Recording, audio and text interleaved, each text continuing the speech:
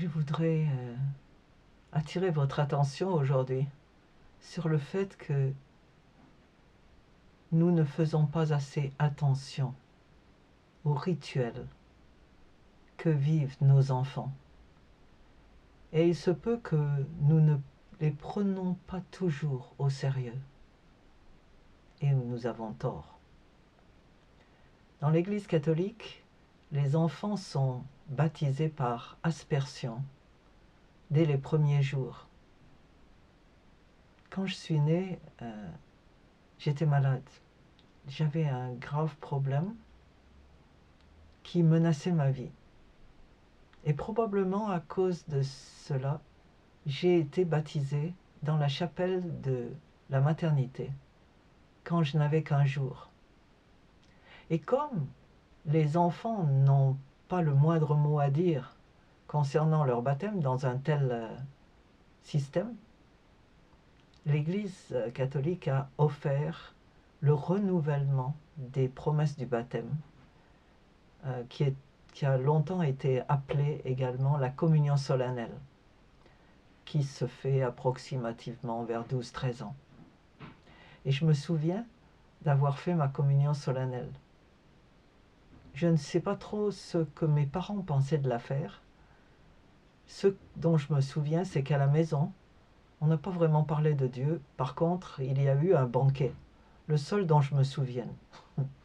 C'était un banquet extraordinaire. On avait allongé la table qui occupait tout le salon et la salle à manger. Et beaucoup de gens étaient venus. Il y a eu un repas pentagruélique. J'ai reçu plusieurs cadeaux, mais celui qui me tenait le plus à cœur, c'était un crucifix. Ma mère avait voulu acheter une croix toute simple.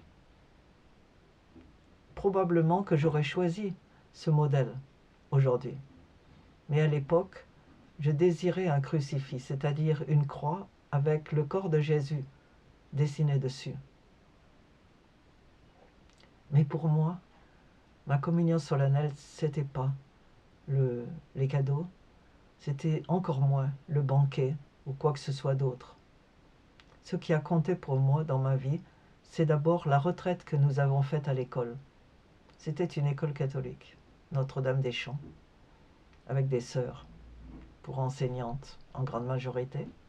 Nous avons passé deux jours de retraite à réfléchir sur notre engagement. Et ensuite, on nous a revêtis d'une aube blanche, une longue robe blanche, un peu comme la robe que portent les moines. Et nous avons, au cours d'une cérémonie dans la chapelle, fait une promesse solennelle. Nous sommes allés, c'était des filles, une par une, devant la Bible qui était posée sur un pupitre. Nous avons levé la main et nous avons dit, une par une, Seigneur Jésus, je m'engage à lutter pour vous rester fidèle. Je veux vous aimer au-dessus de tout. Aimer tous les hommes, mes frères.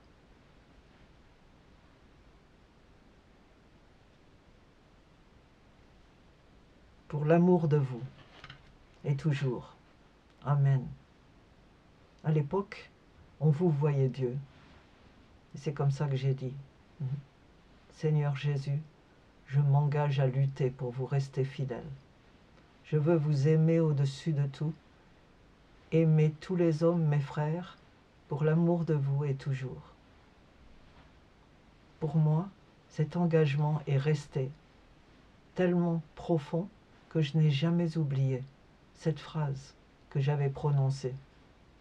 Pour moi, c'était une consécration à laquelle je n'ai jamais renoncé. C'est une consécration que j'imaginais à l'époque, être celle qui me conduirait dans un couvent de contemplatives. Ce n'était pas le plan de Dieu. Le plan de Dieu, c'était que j'ai une vie consacrée et contemplative dans le mariage, avec des enfants. Et je le remercie pour cet engagement qu'il a matérialisé. Mais ce qui est le plus important, c'est que ce que vous dites ne s'efface jamais. Et Dieu prend au sérieux même les paroles d'une adolescente, même les paroles d'un enfant. Ces paroles sont sacrées pour lui. Il désire notre consécration. Il désire que nous répondions à son amour.